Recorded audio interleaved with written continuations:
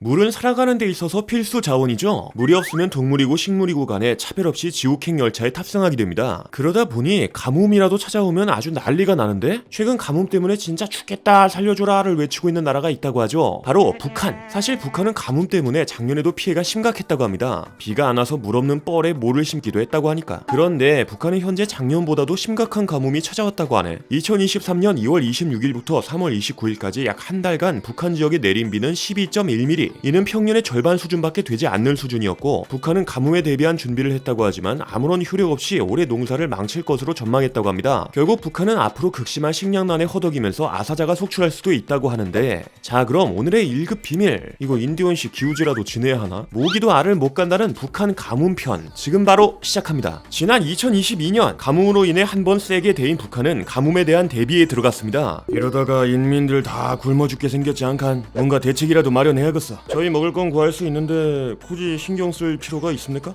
갓나스리는 대가리가 빈 것 같구만. 인민들 다 죽으면 감자는 네가 캐오라우. 그러네. 제가 죽을 죄를 지었습니다. 당장 가서 대책을 준비해 오겠습니다. 뭐 이런 식으로 북한은 식량 생산 증가를 위한 대책을 마련하기 시작했던 거죠. 먼저 경제발전 12개 중요 고지를 발표하면서 첫 번째로 식량을 선정했는데요. 이 말은 즉 가뭄이 와도 식량 수급을 안정적으로 할 수 있는 게 제일 중요하다는 거지. 이로 인해 북한은 각종 작업에 들어가게 되었고, 일단 물을 농지에 안정적으로 공급이 가능하도록 관계공사에 힘썼습니다. 가뭄이 다시 오더라도 일단은 저수지에 물을 끌어와서 최대한 버티기 위해서였죠. 하지만 이런 일을 하는 것도 결국 시간이 필요한 건데, 북한 사람들은 대부분 농사 짓느라 바빠. 북한은 이런 문제를 해결하기 위해서 농사 일정을 앞당겼습니다. 실제로 북한은 2월 말부터 농작물의 파종을 시작했는데 2022년에 비해 열흘 정도 앞당긴 일정이라고 하죠. 게다가 농사를 빨리 지으라고 농기계 보급에도 힘쓰고 있죠. 아직 북한은 손으로 한 땀 한 땀 농사를 짓는 경우가 많거든요. 농기계를 통해 농사의 효율도 높이고 남는 시간에 가뭄에 대비한 일도 하라는 소리야. 이렇게 북한은 가뭄을 극복하기 위해 노력하고 있습니다. 그런데 오마이갓, 아니 이게 무슨 일이야. 북한은 2022년보다 훨씬 더 심각한 가뭄 피해를 겪고 있다고 하네. 북한 기상수문국의 독고형철 실장은 2023년 2월 26일부터 같은 해 3월 29일 북한 지역에 내린 비는 12.1mm에 불과하다라고 말했죠. 이건 같은 기간에 평균적으로 내리는 양의 절반 정도밖에 되지 않는다고 합니다.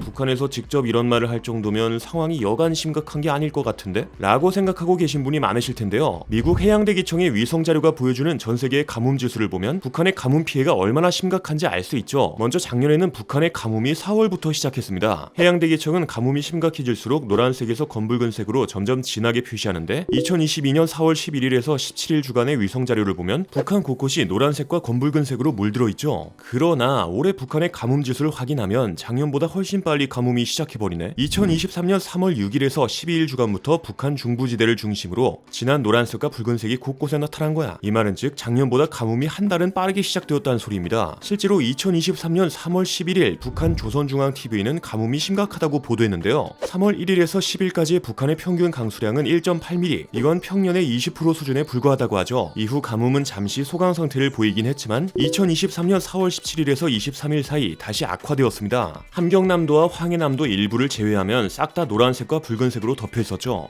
지난해 4월 미국 해양대기청의 위성 자료와 비교만 해봐도 가뭄 피해가 심각하다는 것을 확인할 수 있으니까. 봄은 농작물을 파종하는 아주 중요한 시기입니다. 그런 때에 심각한 가뭄이 찾아왔으니 피해가 어마무시할 거라는 것을 예상할 수 있잖아요. 그러다 보니 북한 주민들의 삶도 매우 어렵다고 하죠. 일단 안 그래도 심각하던 식량난이 더욱 심각해질 예정입니다. 그래도 관계공사를 해놓았으니 좀 괜찮지 않을까라고 생각할 수 있는데요. 하지만 북한의 소식을 전하는 데일리 NK의 소식통은 관계공사만 가지고는 물 부족을 해결할 수 없다라고 말했죠. 보통 농사에 쓸 물을 끌어오는 물길들이 전기와 양수기를 쓰지 않는 자연 흐름식이지만 물이 흘러오지 않는다는 거야. 결국 농민들은 등짐으로 직접 물을 길어온다고 합니다. 이 말은 즉 관계공사가 가뭄 해결에 큰 도움을 주지 못했다는 뜻이고, 이로 인해 북한의 아사자들이 속출할 수 있다고 하죠. 안 그래도 현재 북한은 작년 가뭄 때문에 아사자가 나오고 있다는 소식이 들려오는데요. 2023년 2월 20일 통일부는 관계기관 간에 북한 식량 사정평가를 공유하고 있고, 고난의 행군만큼은 아니어도 일부 지역에서 아사자가 속출하고 있다라고 말했습니다. 게다가 북한 측에서 세계 식량계획 즉 WFP에 지원을 희망하는 정황도 확인했다고 전했죠. 우리나라뿐만 아니라 미국 피터슨 국제경제연구소의 루카스 레니포 켈러 연구원도 비슷한 분석을 내놓았습니다. 교역 현황과 위성 사진 등을 봤을 때 북한의 식량이 최소한의 필요치보다 적다라는 거야. 그리고 이 분석이 사실이라는 것을 증명하듯이 북한 내부에서는 아사자에 대한 소식들이 들려오고 있었죠. 자유아시아 방송에 따르면 2023년 3월 초에 함경북도의 한 마을에서 40대 주민이 식량난에 시달리다 사망했다고 합니다. 특히 아사자들은 도시와 멀리 떨어져 있어서 주변에서 식량을 구할 곳이 없는 낙후된 곳에서 많이 나오고 있다고 하거든요. 그러나 올해 발생한 가뭄으로 인해 식량을 구하기 더욱 힘들어진다? 이런 상황이 오면 도시에서도 식량을 구하기 어려워지는 건 시간 문제였죠. 실제로 최근 북한은 식량이 떨어진 듯한 모습을 보여주고 있습니다. 중국 해관 총서에 따르면 북한은 2023년 2월 중국으로부터 18,785톤의 쌀을 수입해왔는데요. 하지만 겨우 한 달이 지난 2023년 3월의 쌀 수입량은 무려 46,761톤. 이 말은 즉 한 달 만에 쌀 수입량이 약 2.5배나 증가했다는 뜻이죠. 여기서 더 심한 가뭄까지 찾아왔으니 북한은 앞으로 더욱 많은 아사자가 속출할 거란 예측이 지배적입니다. 아니 지금도 충분히 심각한데 여기서 더 심각해질 수 있다고? 라고 생각하고 계신 분들이 많으실 것 같은데요. 그런데 북한에서 가뭄으로 발생하는 문제는 이게 끝이 아니었죠. 물은 농작물에도 아주 중요하지만 사람에게도 꼭 필요하잖아요. 네, 현재 북한은 당장 식수와 생활에 필요한 물조차 부족한 상황이었습니다. 2023년 4월 19일 데일리 NK는 북한에서 수돗물도 잘 안 나온다고 전했는데요. 일주일에 수돗물이 나오는 날은 고작 3, 4일. 이 말은 즉 일주일 중에 절반 정도는 수돗물 없는 삶을 살아간다는 거지. 그러다 보니 북한 사람들은 스스로 물을 구하고 있었죠. 주민들은 샘터나 습지에 고인 물을 끌어와서 쓰기도 하는데 이건 가뭄으로 인해 물이 말라버리면 사용할 수 없어. 결국 가장 많이 쓰는 방식은 수동 펌프를 통해 지하수를 끌어올리는 거라고 합니다. 아니 가뭄 때문에 수돗물조차 끊기는 상황이라니 현재 북한이 얼마나 어질어질한 상태인지 알 수 있죠. 그러나 북한은 가뭄이 끝난다고 해도 문제가 남아있었습니다. 일단 2023년 5월 4일부터 6일까지 비가 내리기는 했지만 이번에는 비가 내려도 너무 많이 쏟아져 내려서 문제였는데요. 기상청 예보를 보면 황해도와 함경도에 120mm 이상의 비가 쏟아지는 곳도 있다고 하니까 북한은 작년에도 가뭄 뒤에 이어진 폭우로 큰 피해를 봤다 보니 논밭에 물빼기 대책을 세워 수해를 방지하도록 했죠. 그리고 이런 문제는 앞으로도 계속될 거라고 합니다. 왜냐? 빠르면 올 여름부터 또 다른 이상기후를 불러올 현상이 찾아올 수 있기 때문이죠. 바로 엘니뇨. 여기서 말씀드린 엘니뇨란 남아메리카 서해안을 따라 흐르는 페루 해류 속에 몇 년에 한 번 이상 난류가 흘러드는 현상을 말합니다. 아주 쉽게 말하자면 적도 부근의 수온이 올라가는 현상인데요. 엘니뇨가 발생하면 적도 지방뿐만 아니라 아시아와 북아메리카까지 광범위한 기상 이상 현상을 일으킬 수 있다고 하죠. 특히 이번에 찾아오는 엘니뇨는 평소보다 훨씬 수온 상승이 큰 슈퍼 엘니뇨일 가능성이 높다고 예측합니다. 이로 인해 북한에서는 엘니뇨에 관심을 기울이고 있죠. 뭐 엘니뇨? 이거 참 귀찮구만 기래. 누가 이게 뭔지 설명 좀 해주겠어? 그러니까 페루 해류에 난류가 흘러들어. 이봐 동무, 그런 건 내 알 바 아니라고. 핵심만 간단히 알겠어? 저희 다 된 것 같습니다.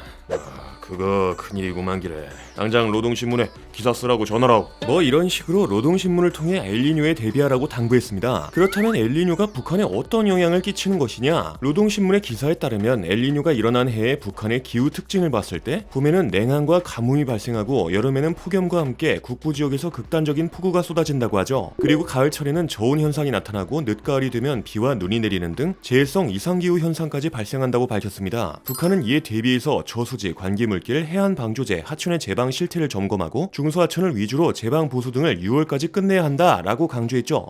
가뭄에 이어서 폭염과 폭우까지 쏟아지면 북한이 완전 개박살 날 것 같은데? 어라? 사실 극단적인 폭우는 쏟아지지 않을 수도 있다고 하네? 도대체 이게 뭔 소리인가 싶어서 살펴봤더니 먼저 슈퍼 엘니뇨가 발생했을 때 우리나라는 여름철에 비가 많이 내리는 것보다 폭염이 심각해지는 경향을 보인다고 하거든요. 반면 강수량은 평년보다 줄어든 것을 확인할 수 있죠. 이 말은 즉 우리나라와 가까운 북한도 비슷한 영향을 받을 수 있다는 뜻입니다. 그런데 앞에서 설명해드렸던 것처럼 현재 북한은 가뭄이 심각한 상황이죠. 그러니까 강수량이 줄어드는 것도 큰 문제라는 거야. 결국 어떻게 되더라도 북한의 미래가 어두컴컴해 보이는데 북한은 아직도 현실을 깨닫지 못한 것 같은 모습을 보여주고 있습니다. 지난 2023년 3월에는 ICBM, 순항미사일 등을 발사하고 전술핵탄두 화산 31을 첫 공개하는 등 우리나라의 각종 도발을 이어갔죠. 2023년 4월에도 신형 ICBM 화성 18형을 시험 발사하고 우리나라가 미국과 체결한 워싱턴 선언을 비난했습니다. 게다가 2023년 5월 말부터 6월 중순까지 진행될 한미연합 합동화력경멸훈련에서도 무력 시위에 나설 것으로 보이죠.